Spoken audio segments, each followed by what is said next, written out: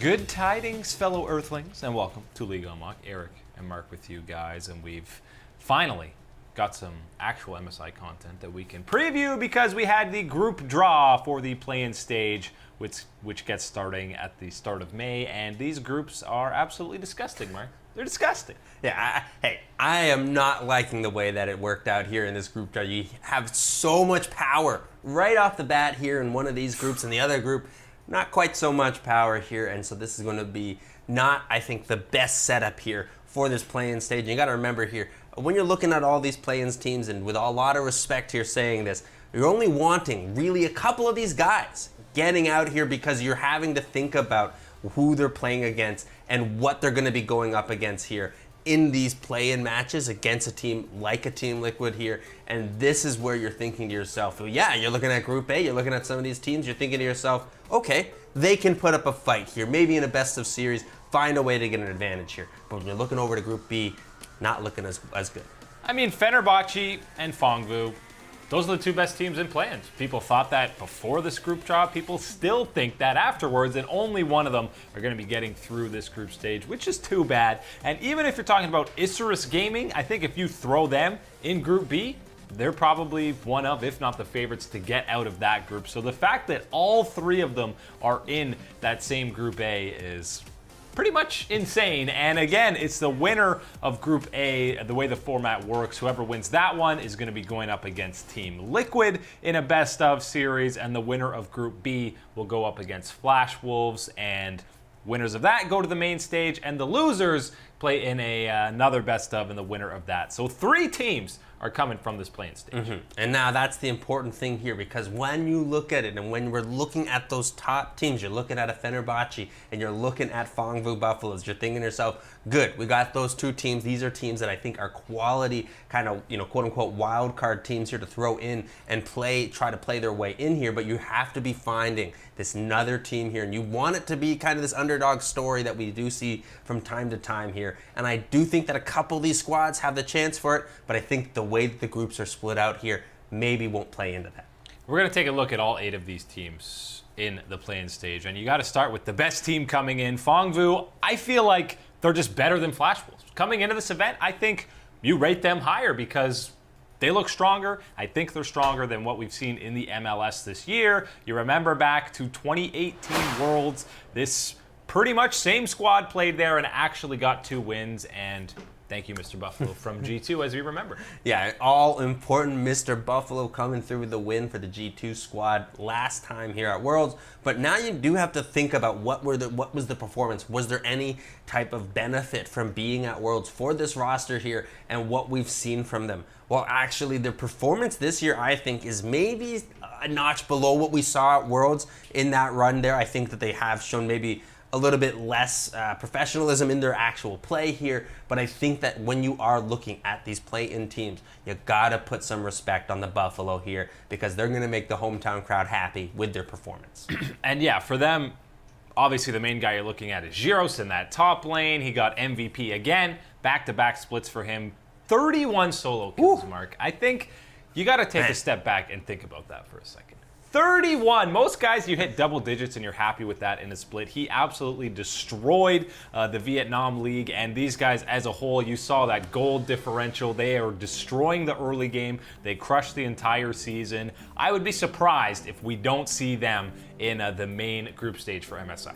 I think this is an important thing you do mention in that top side with Zeros. This is going to be big for him, where we see the meta shifting more so towards tanks here. He still has to find a way to get those solo kills that we've been seeing here, make that skill shine through here, find a way. And I think that what we've seen from a player like that, being able to get these outplays, make the other team put those question mark pings to the top side. Why are you dying to this guy so many times solo?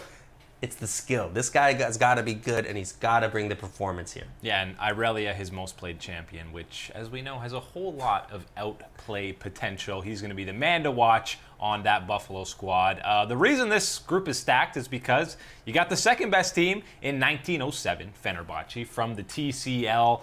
They performed well in the regular season. They obviously won the finals against Supermassive. And we've talked about for a long time that the Turkish league is the closest to these other major regions. And with how well they dominated the split, they've got to be one of the top contenders to find themselves in the main draw.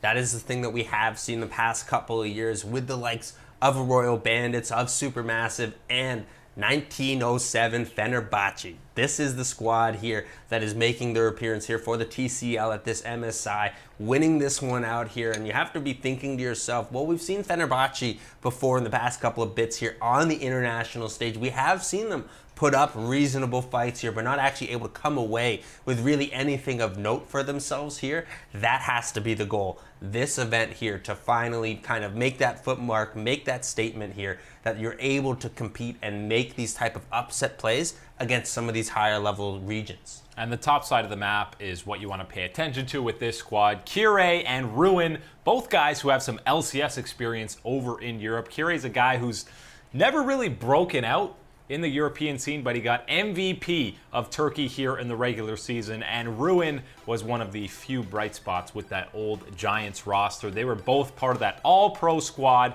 in Turkey, and they are one of the main win conditions for this squad, and their mid laner, Balulu, also got Rookie of the Split. So plenty of awards and accolades already for this squad. Excited to see them. Unfortunately for them, they got to go against PVB. Yeah, that's the thing here. You were expecting when we talk about the Buffaloes, you talk about Fenerbahce, you've been thinking to yourself, oh yeah, this is where we're going to be having the guys that are going to be here at the very end and going to be one of these 2 to 3, the 2 of the 3 that you're going to be getting out of this play-in stage here. But now in the same group, it's not exactly a guarantee whatsoever. Need to be bringing your best performance. Yeah, and I mean, it's a short event for MSI. Every one of these double round robin group stage games are going to have huge implications for all of these squads, and I'm excited to see Fongvu and Fenerbahce go head to head in that double round robin. But coming up after the break, there are a couple more teams still in Group A, and it's a chance at redemption for someone like Isurus Gaming.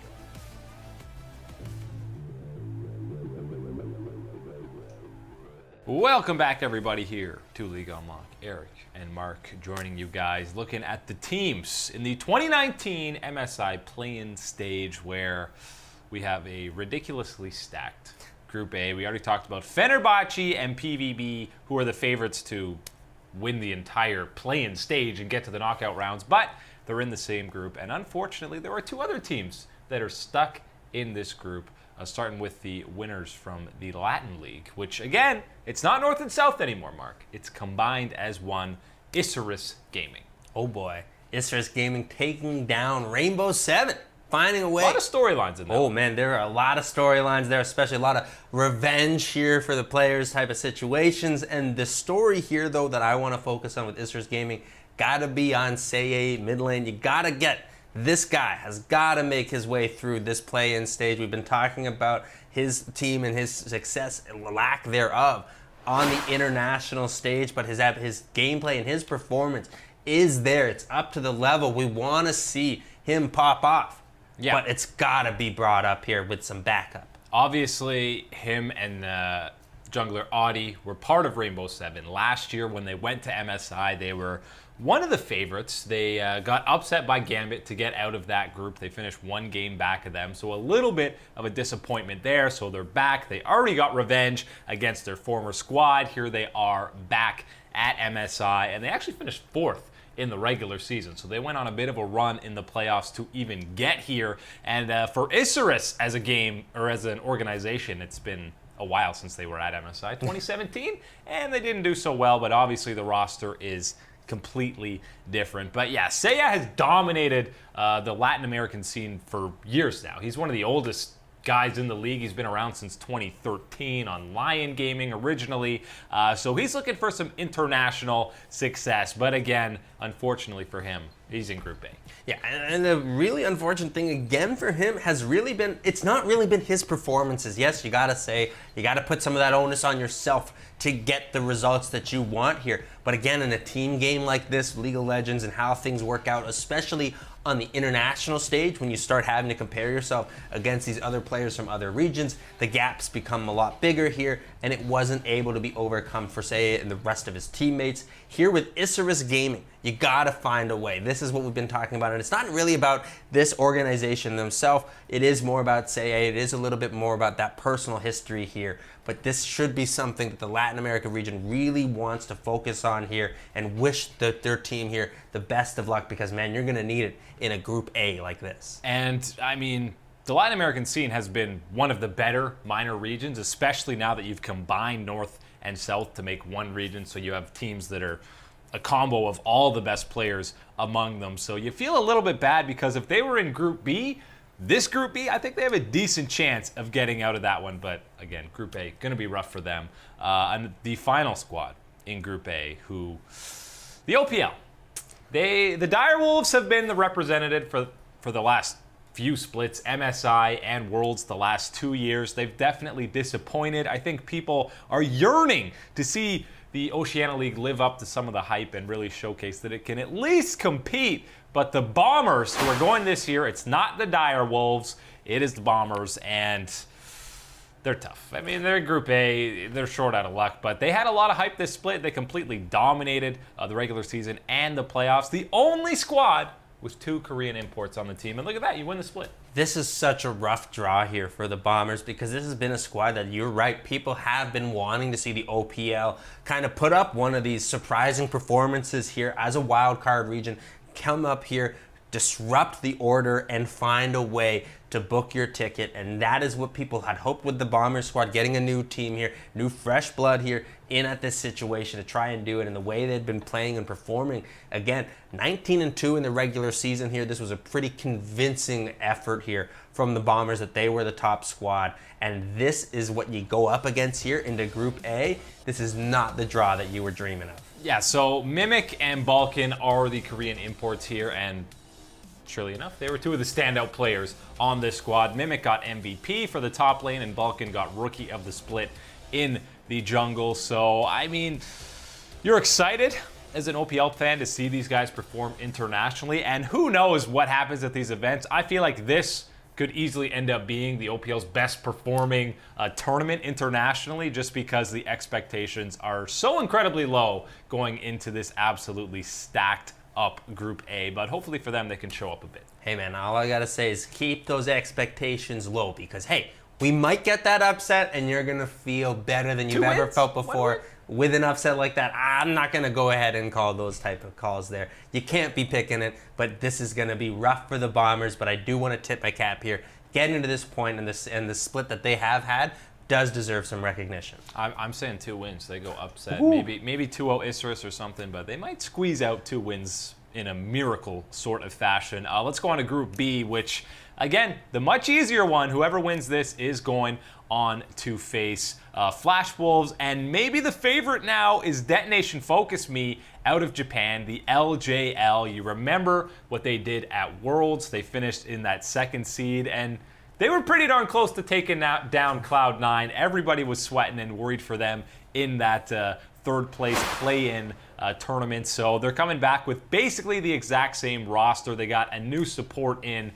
Vivid is out. So you should have some high expectations for them, because they destroyed the regular season 20-1, clean 3-0 in the finals. This is time for them to make a statement. Right, this is one of those situations here that we know about the LGL does not really provide the absolute depth of talent that you want to be having here. When you look at that regular season record of a 20-1, it is impressive, and it's impressive to keep winning when you are getting to that level of a record here, but it is something where you do have to consider the competition level. But we do talk about Detonation Focus Me because of the results that they did have last split here, and what you saw from them really making the push here to get ahead of Cloud9 and saying, hey, you're one of these major region teams here, but if you are not on the top of your game, we're going to bring it to you, and we're going to make you sweat here in your seat, trying to see if you're going to get past us. And they had the unfortunate luck of drawing EDG in that best of series to get into the main stage at Worlds. Maybe if they drew someone like G-Rex, they have a better chance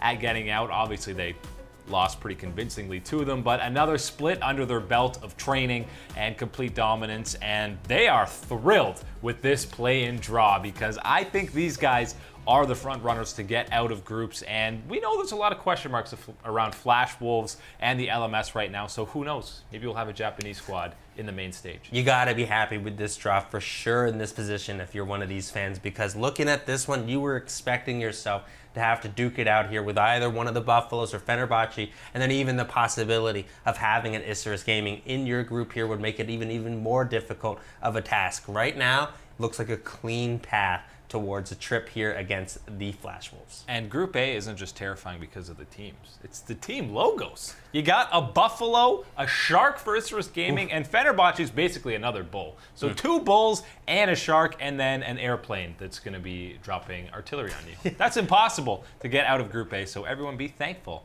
if you're in Group B. Coming up after the break, we'll look at the other squads in that Group B. DFM might be the favorites, but who else has a chance to step up?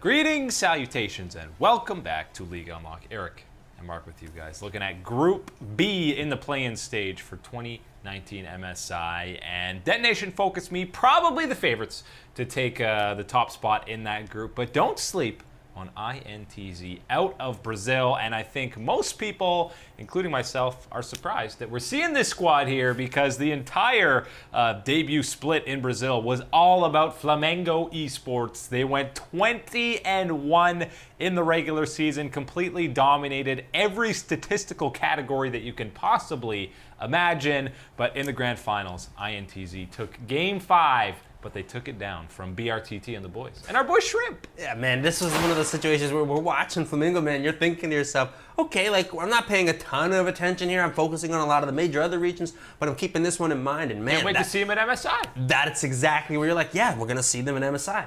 Nope, you're not going to see them because INTZ, we're coming through here, and they're saying, no, we are the ones that are going to represent Brazil here. We're going to be the ones that you're going to be talking about, and rightfully so, as we talk about Detonation Focus Me being this heavy favorite here, I would say, in Group B, given the way that it has split out here. Don't sleep on INTZ because they can definitely find a way to steal some games here and push you to your limits and find a way to get out of this group. So a couple interesting notes about them. White Lotus is on this roster, but he only played 7 games. It's been Mills getting the majority of the starts for them. He's looked better throughout almost all of the games. White Lotus started towards the start of the split, but Mills came in and has performed at a higher level. But this team, it's all about Envy. In that mid lane, in that finals against Flamengo, he got MVP for all 3 games that they won. And in that 5th game, he pulled out the Ahri and had multiple key charm picks on BRTT's Lucian to get them back in that game because they were losing in Game 5. It looked like Flamengo was going to win it until Envy pulled off some huge picks. And that's one of the most exciting things here about Envy, playing something like the Ahri, getting those picks here and finding a way to get to that ADC, get to that carry, and get the control there and take them out. That is a skill that you need to be able to have, and especially on a team like this here,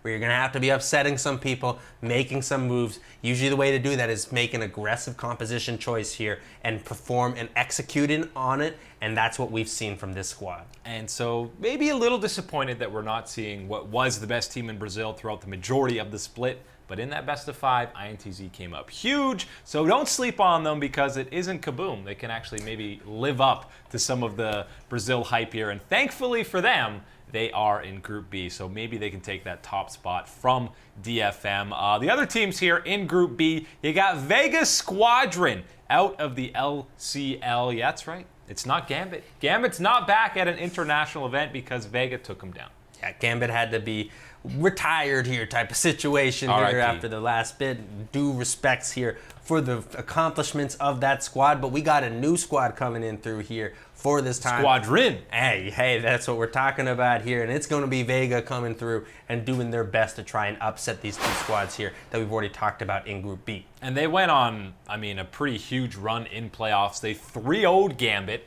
in the semifinals, got to the finals against Elements Pro Gaming, who were tied for first with Gambit at the end of the regular season. So they beat the 2 best teams in the regular season and came up huge to obviously qualify for this event. And in their bottom lane, you got Gadget, who his most played Karthus bot. He's played Mordekaiser, Cassiopeia. He's played Lucian. He's played some more normal AD carries, but get excited for him playing some ridiculous stuff. Yeah, this is going to be fun to see what comes through here in this type of situation. And this is, hey, as we talked about here with INTZ, trying to pick an aggressive composition here. For Vega, I don't know if aggression is necessarily the right way for them to go about it, but we have talked about here in that bottom lane, you're right, having these untraditional, quote unquote, I'm saying untraditional, they're becoming more traditional, as gross as it is to say. The things like a Karthus down there, these type of picks that can still throw people off where, yeah, you're more used to seeing them now than you ever have been in the past, but now you still have the threat here. And if you're playing it right and you're making those skill shots, absolutely the damage will still be there. This is a skill and a set here that you have seen from Vega they can use to their advantage in this group. So for Group A, you're going to have the most competitive matches, but Group B, you got potential Karthus in the bottom lane, and don't forget Cyros on Detonation Focus Me. His main is Heimer, who he's 5-1 on this split, so we're going to get some Heimerdinger and some Karthus going on. Oh yeah, hey, you stay to Group A and you're trying to see, okay, who's going to really be the real contender and try to fight it out with the major regions here. You turn into Group B, Fiesta, baby. Take some of these Fiesta tips into your solo queue games to look for those easy LP gains. Yeah, and I just want to see, what is the direct counter to Heimer in the mid lane? Yeah, there's never a counter, man. You can't beat it. It is the counter to other things. Either way, going to be a lot of fun games in Group B, even if they're maybe not the strongest teams at this event. The final squad in Group B is Mega Esports, who surprisingly had a Pool 1 seed. I still feel like someone like Isurus Gaming should have had that Pool 1 spot over them, but you won't be familiar probably with Mega because most of their players were from Ascension, who played at MSI in 2018, as you remember. So Rocky, G4, and Lloyd all still with this team. And I mean, they won 2 games in that last MSI, but I would be surprised if they were vying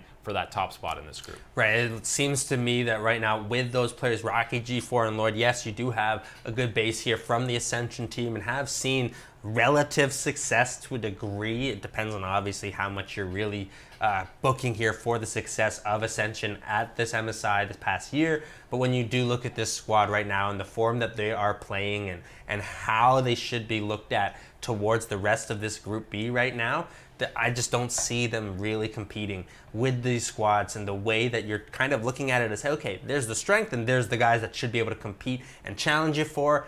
I'm sorry, Mega, you ain't Vega. You're not going to be one of the squads pushing the top here. The Mega Vega Omega-3 vitamin that we're all looking towards. But for Mega, by the way, they also, you got to remember the LST, it's just, they played 5 games. That's their season. It's just 4 teams, and they play that right into semifinals. So they don't have nearly as many games under their belt as some of these other squads as we look at the final group stages one more time. And I'm just going to say it again. Group A is gross, Mark. It's gross. I'll tell you what, I'm still not happy about it exactly, because I think when you do look at it, I think it robs us of a little bit more depth to this stage here at MSI, this early beginning here part, which is, I think for a lot of people, a really fun type of stage experience and exposure here to a lot of these wild card regions and some of these players that we do like to talk about on these teams and how they really do carry them here. But really having it split up so heavily into Group A and Group B, I think does a disservice to this stage and what excitement it can bring to the fans at home. If Fongvu does advance, I might be biting my nails a little bit more if I'm Team Liquid, because they do look really good. That's all the time today for League Unlocked. Eric and Mark with you guys. We'll see you next time.